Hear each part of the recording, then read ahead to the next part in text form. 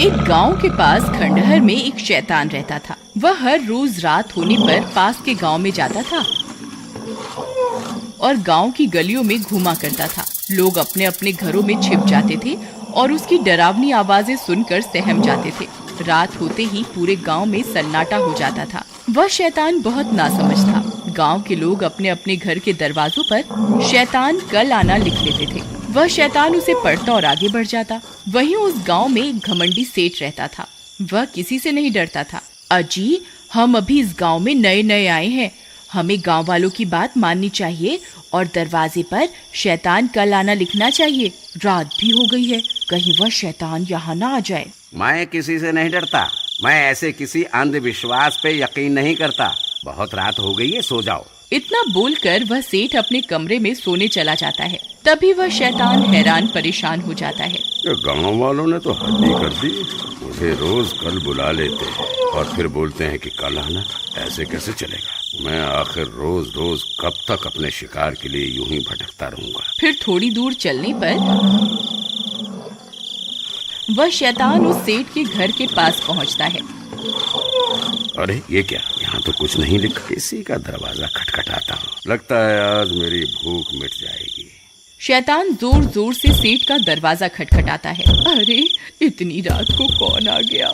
अजी, आप जाइए ना दरवाजा खोलने के लिए। अरे नहीं, मेरे घुटने में बहुत दर्द हो रहा है। तुम ही खोल दो ना। तुम डरो नहीं, ये जरूर हमारी दुकान पर काम करने वाला नौकर रामू होगा। उधार पैसे मांगने आया होगा। तुम जाओ, दरवाजा खोलो। फिर उसकी पत्नी डरते डरते जाती है और खिड़की से झांक कर देखती है तो उसे वही शैतान दिखाई देता है। वह बहुत डर जाती है, फिर भागती हुई वापस अपने कमरे में जाती है।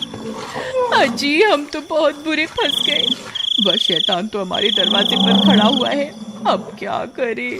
मैंने आपको कहा था ना, हमें गांव वालों की बात मान लेनी चाहिए। लेकिन आप तो बोलते थे मैं किसी से नहीं डरता। तो आप क्यों भीगी बिल्ली बन रहे हो? मूर्ख औरत, धीरे नहीं बोल सकती क्या? अगर इतनी तेज तेज चिल्लाएगी तो जो बाहर तुम्हारे मायके से आया है ना, वो हमें कच्चा ही खा जाएगा। अब क्या करें? कहाँ छुपें?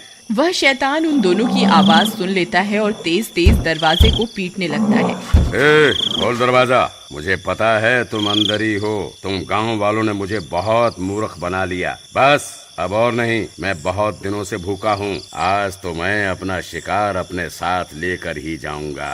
हाँ, अभी के अभी दरवाजा खोल, नहीं तो तोड़ दूंगा। ससुर जी, घर में कोई नहीं है। आप कृपा करके यहाँ से चले जाइए। तेरा नाज मिटे। तुझे क्या हर जगह मेरे पिताजी ही दिखाई देते हैं? मैं अभी दरवाजा खोलने जा रही हूँ। अरे भगवान, मैं तो मजाक कर रहा था। तुम गुस्सा क्यों हो जाती हो? मुझे माफ कर दो।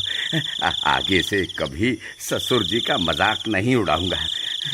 अजी, मैं तो आपको माफ कर दूंगी, लेकिन मुझे नहीं लगता ये शैतान आज हमें माफ करने वाला है। तभी वह शैतान दरवाजा खोल देता है। अब तुम्हें मुझसे कोई नहीं बचा सकता।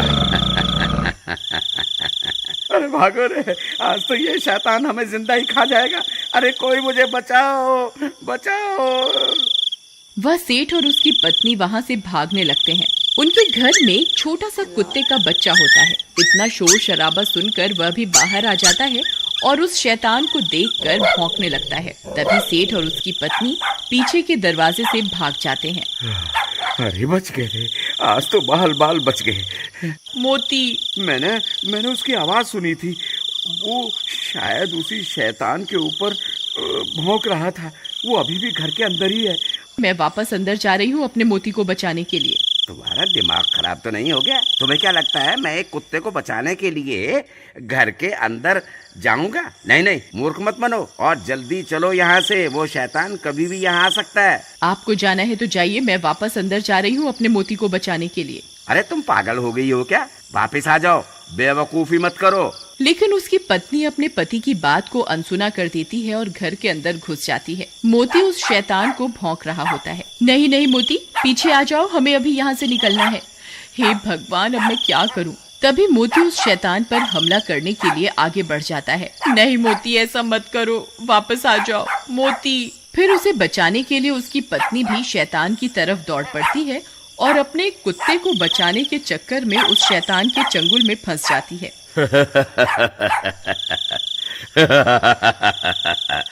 बहुत दिनों के बाद कोई शिकार हाथ लगा है।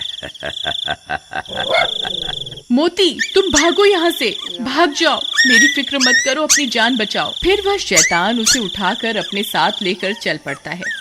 अरे कोई है, कोई मेरी मदद करो, कोई मुझे सुन सकता है, कोई तो मुझे बचाओ। सब गांव वाले अपनी अपनी खिड़कियों से इस मंजर को देखते रहते हैं, लेकिन मदद के लिए कोई भी आगे नहीं आता। सब डर के मारे अपने अपने घर के अंदर छिपे रहते हैं।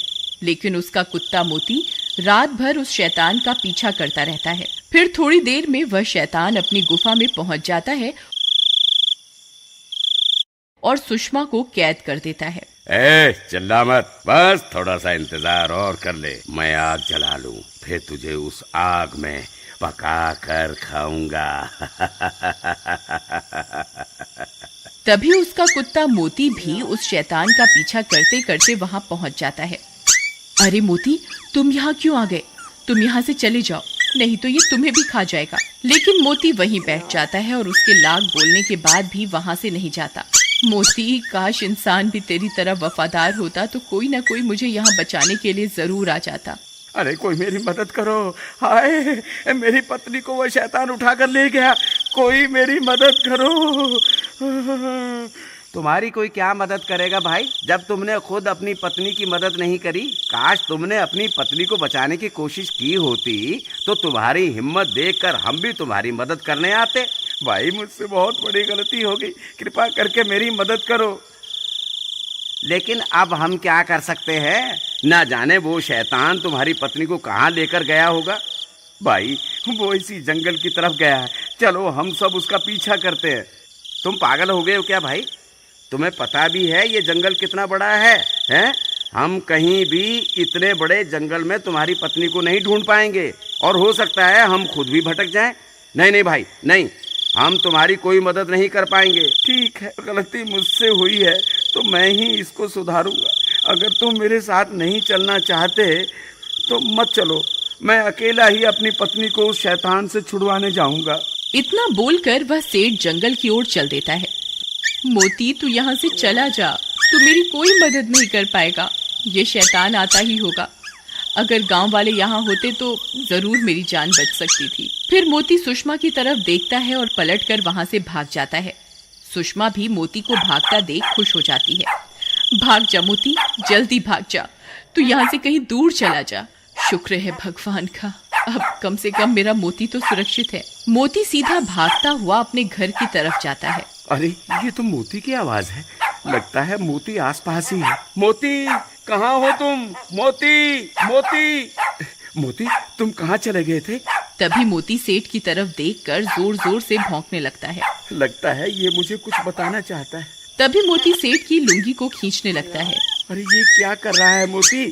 लगता है ये मुझे कहीं ले जाना चाहता है। कहीं ये मुझे सुषमा के पास तो नहीं ले जाना चाह रहा। मोती, क्या तुम जानते हो सुषमा कहाँ है? ठीक है मोती, मैं समझ गया तुम क्या बताना चाह रहे हो, लेकिन हम अकेले उस शैतान का सामना नहीं कर पाएंगे। फिर वो दोनों भागकर वापस गांव जाते हैं। अरे भाइयों, जब वो शैतान सुषमा को उठा कर ले जा रहा था तब मोती ने उसका पीछा किया था। अब ये जानता है कि सुषमा कहाँ है। कृपा करके मेरे साथ चलो, हम सब मिलकर सुषमा को बचा सकते हैं। देखो भाई, हम तुम्हारे ऊपर तो विश्वास नहीं कर सकते, लेकिन हमें इस बेजुबान की वफादारी पर पूरा भरोसा है। हम जरूर चलेंगे, चलो अभी चलते हैं। वहीं दूसरी तरफ वह शैतान खंजर लेकर सुषमा की ओर बढ़ रहा होता है। हे ऊपर वाले, अब बस तेरा ही आसरा है, हो सके तो किसी को मेरी मदद के लिए भेज दो। तभी उसे मोती के भौंकने की आवाजें आने लगती हैं। वह शैतान भी हैरान परेशान हो जाता है। अरे मर गए रे, ये इतने सारे लोग कहाँ से आ गए? इनके हाथों में तो मशाल भी है। लगता है मुझे यहाँ से भागना ही होगा। हे ऊपर वाले, तेरा लाख लाख शुक्र है, तूने मेरी सुन ली। तभी सब गांव वाले हाथों में मशाल लेकर वहां पहुंच जाते हैं। वह शैतान इतने सारे लोगों को हाथ में मशाल लिए हुए देखकर डर जाता है। फिर वह शैतान वहां से भाग जाता है और सुषमा भी आजाद हो जाती है। मोती, तुम वापस आ गए मेरी जान बचाने के लिए। अगर तुम्हें कुछ हो जाता तो? सुषमा, मुझे माफ कर दो, मैं तुम्हारी मदद नहीं कर पाया।